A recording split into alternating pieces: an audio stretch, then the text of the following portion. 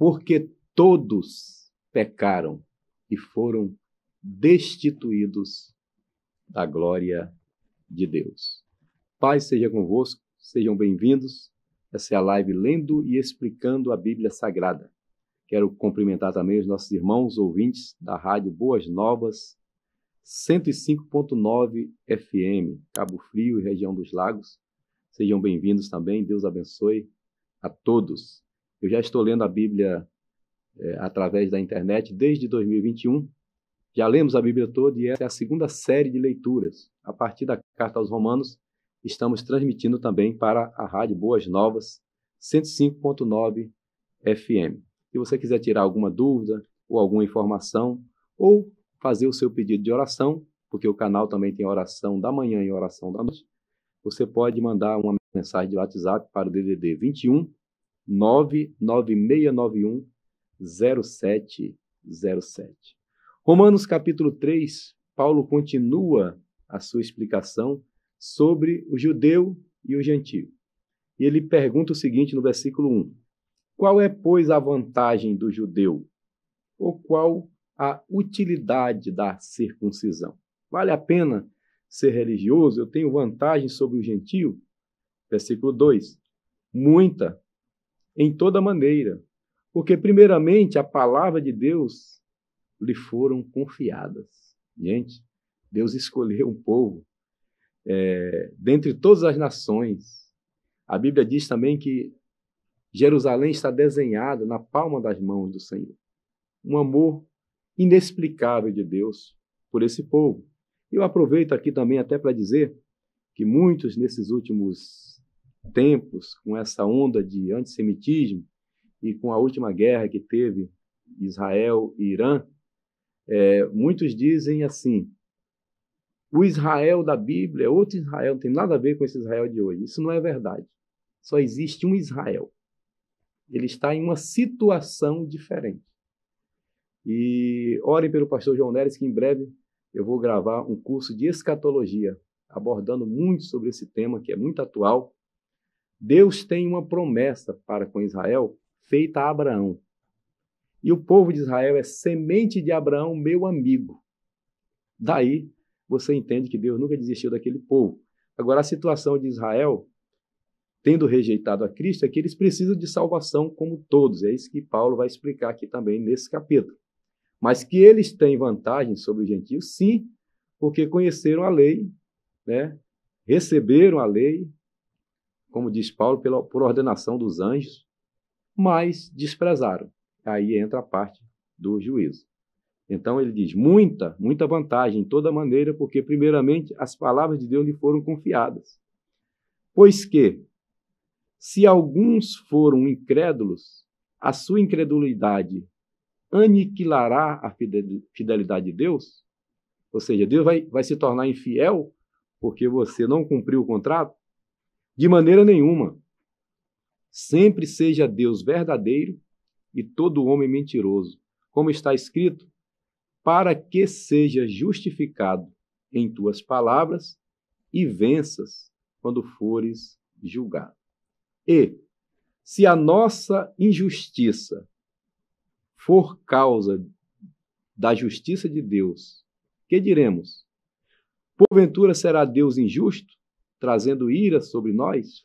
Falo como homem. Nesse momento, Paulo se lembra que é judeu, né? E ele diz, falo como homem. Versículo 6.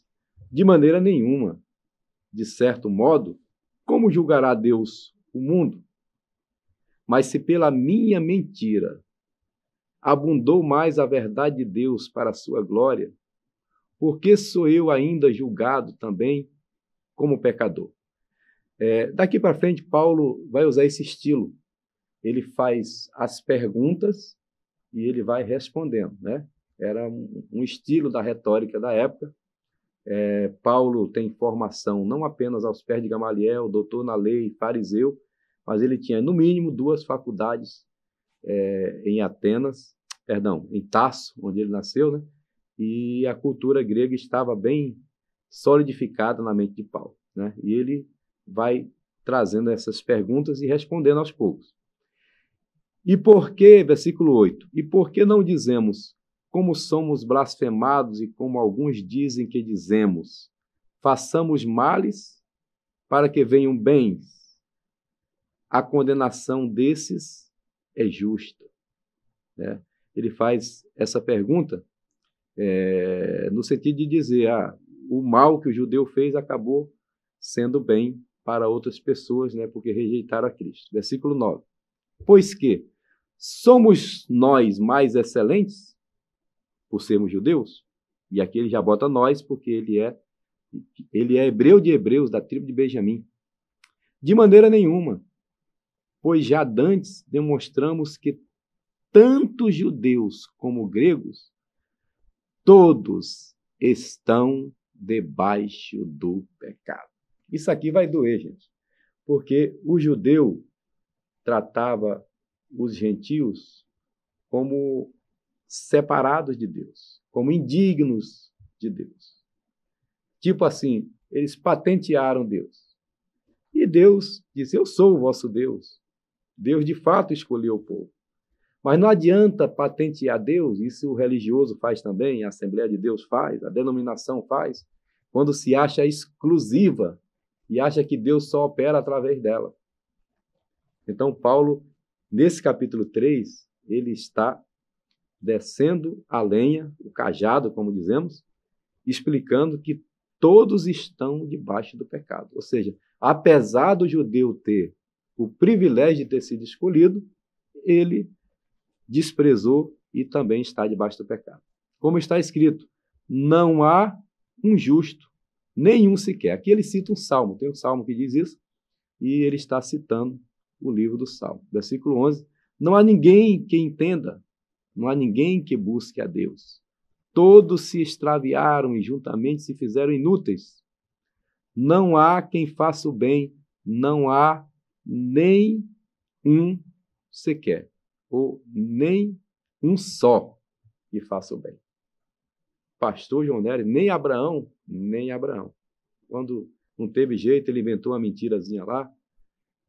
Eu começo a aula sobre a amartiologia, que é a doutrina do pecado.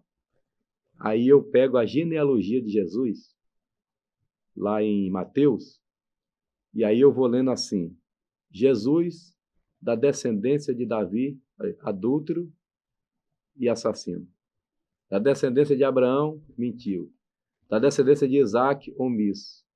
Descendência de Jacó, enganou o irmão. Mas se você pegar a relação, não tem ninguém santo. Todos pecaram. E é justamente no final da genealogia que cita todos aqueles nomes, inclusive Raabe, a meretriz, cita a que foi mulher de Urias. Davi cometeu um assassinato e casou com a esposa do camarada. Claro que depois Deus perdoou e abençoou a sua casa. Mas na genealogia não tinha ninguém santo. E no final daquele capítulo 1 de Mateus, diz assim, e dessa descendência, o seu nome se chamará Jesus, ou Yeshua, ou Josué, que quer dizer Salvador.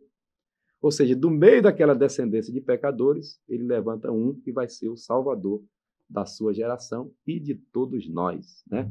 Todos se extraviaram juntamente, se fizeram inúteis, não há nenhum justo. A sua garganta é um sepulcro aberto. Isso aqui é o perfil, né, do pecador. Com as suas línguas tratam enganosamente. Parece até que ele está vendo aqui alguns políticos e alguns tribunais. Peçonha de áspides está debaixo dos seus lábios. Eita! Ou seja, uma língua de cobra. Cuja boca está cheia de maldição e amargura. Os seus pés são ligeiros para derramar sangue. Em seus caminhos há destruição e miséria. E não conhecem o caminho da paz. Aqui ele está descrevendo o pecador como ele é, né, em todos os lugares, tanto judeu como gentios, uma vez dominados pelo pecado, eles agem assim. Não há temor de Deus diante dos seus olhos. E o 19 diz, ora, nós sabemos que tudo o que a lei diz, aos que estão debaixo da lei, o diz, para que toda a boca esteja fechada e todo mundo seja condenável diante de Deus. Né? O princípio da legalidade, trazendo para o direito do nosso ordenamento jurídico, o princípio da legalidade diz que não há crime sem lei anterior que o defina, nem pena sem prévia cominação legal. Ou seja, ninguém pode ser julgado por uma lei que não estava, né, escrita antes. Se algum tribunal fez isso aqui no Brasil ou em qualquer lugar do mundo, é porque agiu fora da lei. Mas, segundo a lei, ninguém é condenado por alguma lei que não existe. Né? Você não pode inventar uma lei para condenar alguém. Se alguém inventa, faz isso fora da lei. Versículo 20. Por isso, nenhuma carne será justificada diante dele pelas obras da lei. Porque pela lei vem o conhecimento do pecado. Ou seja, você fazia, você não sabia que era errado. Mas aí chega a lei e diz, ei, não matarás. Ih, não posso mais matar. A partir de agora, você não pode mais, porque você conhece a lei. 21. Mas agora se manifestou sem lei a justiça de Deus, tendo testemunho da lei e dos profetas. Opa, ele vai trazer aqui o sacrifício de Jesus como superior à lei, né? Fazendo com que tanto judeus como gentios sejam justificados somente pela graça. Isto é, a justiça de Deus pela fé em Jesus Cristo, para todos e sobre todos os que creem, porque não há diferença, ou seja, não há diferença entre judeu e grego, todos que pecaram estão debaixo da condenação. E o versículo 23, chave para a nossa live de hoje, diz assim, porque todos pecaram e destituídos estão da glória de Deus. Gente, a glória, ou Shekinah, ou Kabod, em hebraico, também é a palavra para glória, porque Ikabod é sem glória, Kabod é cheio de glória. Uma das primeiras mensagens que eu preguei foi o homem em 3 tempos. Primeiro tempo, cheio de glória. A Bíblia diz no Salmo 8:5 que o Senhor criou o homem e de glória e de honra o encheu. Aí, segundo, destituído da glória, é o homem em pecado. E terceiro, restaurado à glória. Quando nós nos convertemos, a Bíblia diz que nós, através de Cristo, andamos de glória em glória, porque voltamos a ser, né, adotados pelo Pai e a receber a glória do Senhor pela graça, porque todos pecaram. Com esse versículo, Paulo está dizendo, olha, você tinha vantagem em ser judeu, a lei veio primeiro para você, mas você desprezou, então agora você e o grego estão debaixo do pecado. Todos estão destituídos, sendo justificados gratuitamente pela sua graça, pela redenção que há em Jesus Cristo. Olha, Romanos trata de justificação, de redenção, de imputação. Sabe o que é imputação? É transferir os meus pecados para Cristo e transferir a graça de Cristo para mim, a inocência de Cristo, aleluia, para nós. Que maravilha! Isso tudo está embutido nesse pacote aqui da carta aos Romanos, onde Paulo trata da salvação pela graça. A justificação vai ser o tema geral do capítulo 5. Vamos chegar lá já já, né? Justificados gratuitamente para nós. Para Jesus custou o sangue. Ao qual, versículo 25, Deus propôs para propiciação. Opa! Outra palavra aqui para nós explicarmos. Falei de redenção, de imputação, de justificação. O que é propiciação, pastor João Neres? Propiciação é o ato de tornar propício. Por isso, a arca da aliança ficava em cima de uma mesa, tinha 2 querubins com as asas voltadas um para o outro, e o nome daquele lugar onde o sangue pingava se chamava propiciatório. Porque naquele lugar, quando o sangue pingava, nós nos tornávamos propícios a Deus. A Bíblia diz que Jesus é a propiciação pelos nossos pecados. Ok? Então ali era o propiciatório. E aquele tabernáculo era um modelo do tabernáculo que Moisés viu no céu. No momento da salvação, o sangue do cordeiro pingou num propiciatório que fica nas regiões celestiais. O escritor de Hebreus diz que é um santuário não feito por mãos de homens. Aleluia. O culto começou no céu, as luzes se acenderam, Jesus era sumo sacerdote, o sumo sacerdote eterno, segundo a ordem de Melquisedeque, acenderam as lamparinas, acendeu o incenso, entrou no Santo dos Santos. Quem era? Não era Arão, não era Moisés, não era Eleazar nem Itamar, era o sumo sacerdote, o próprio Filho de Deus. E o sangue que ele estava oferecendo era do Cordeiro imaculado e incontaminado, que era ele também. Como Deus não aceitar esse sacrifício? Então, Deus propôs para propiciação. Nós nos tornamos propícios pela fé no seu sangue, para demonstrar a sua justiça pela remissão dos pecados dantes cometidos sob a paciência de Deus. Deus aguentou até que viesse esse tempo de propiciação. Para a demonstração, versículo 26, da sua justiça neste tempo presente, para que ele seja justo, Jesus, justo e justificador, ele Deus, né? Seja justo e justificador daquele que tem fé em Jesus, que é aquele que promove a nossa propiciação, justificação, imputação, a nossa salvação. Onde está logo a jactância? É excluída. Por qual lei? Das obras? Não, mas pela lei da fé. Foi aqui que quebrou Lutero e ele disse: tem alguma coisa errada, que o povo está aí vendendo indulgência e o Papa mandou fazer isso não está batendo com a carta aos Romanos, e aí vai surgir a reforma protestante. Versículo 28. Concluímos, pois, que o homem é justificado pela fé, sem as obras da lei. E o versículo 29 diz: é porventura Deus somente dos judeus? Olha aí, Deus é exclusivo? Eu me lembro de Pedro. Pedro era uma figura, né? Chegou lá em cima, Pedro disse: Senhor, um monte da transfiguração, façamos aqui 3 tendas, uma para Moisés, uma para Elias, uma para o Senhor, e a gente fica aqui no relento mesmo, mas só para ficar aqui te adorando. Só que ele não pensou nos 9 que estavam lá embaixo. Pedro queria que Jesus fosse exclusivo. Deus não é exclusivo. E não é também dos gentios? Também dos gentios, certamente. Glória a Deus, porque ele é também até do piauiense. Pastor João Nery nasceu numa cidade chamada Pio Nono. Não sei se já tem no Google, mas talvez você ache aí. Aleluia. Então, ele veio até para quem nasceu no Pio Nono, para a glória de Deus. Falar nisso, eu quero mandar um alô para a nossa irmã Lúcia. Ela mora perto do Pio Nono. É a cidade de Tauá, no Ceará. Fica a 100 e poucos quilômetros de Pio Nono. Próxima vez que eu for aí, irmã Lúcia, nós temos que ir lá em Pio Nono, que eu quero saber o local que eu nasci, né? Eu quero ir no açude onde meu pai lançou a rede para pescar e vieram 6 patos. A família passando nessa cidade só tinha arroz. Ele fez uma oração e lançou a rede.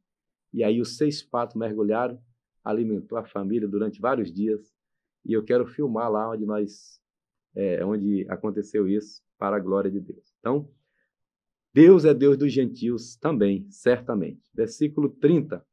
Visto que Deus é um só, que justifica pela fé a circuncisão, ou seja, os judeus, e por meio da fé a incircuncisão, ou seja, os gentios, até os piauienses, anulamos, pois, a lei pela fé? Não, de maneira nenhuma. Antes, estabelecemos a lei. Eita glória! Paulo é tremendo. Aqui nós encerramos o capítulo de número 3 e amanhã, no próximo capítulo 4, Paulo vai falar sobre a fé de Abraão. Não pense que Paulo e Tiago estão em choque, porque Paulo diz que nós somos salvos pela fé e parece que Tiago diz que a fé sem obras é morta. E alguns acham que isso é contradição, mas não é. Os dois estão na mesma linha de pensamento. Eu vou explicar isso para vocês no capítulo 4. Continue nos acompanhando. Um alô para os nossos irmãos da rádio Boas Novas 105.9 FM, Cabo Frio e região dos Lagos. E se você quiser fazer alguma pergunta também, eu coloco à disposição o Disque Bíblia e Disque Oração. DDD 21 996910707. Oremos ao Senhor. Pai, muito obrigado pela vida de cada um dos teus filhos, pela família de cada um dos teus servos. Eu peço que o Senhor abençoe cada casa onde entrar essa live, que o Senhor esteja abençoando cada família também que nos ouve através da Rádio Boas Novas, e abençoa, Senhor, as nossas casas, a nossa vida e também o nosso ministério. Nós oramos assim em nome de Jesus. Amém. E se você disse amém, compartilhe essa live com mais alguém. Haja paz sobre Jerusalém e haja paz sobre a tua casa também. Deus abençoe.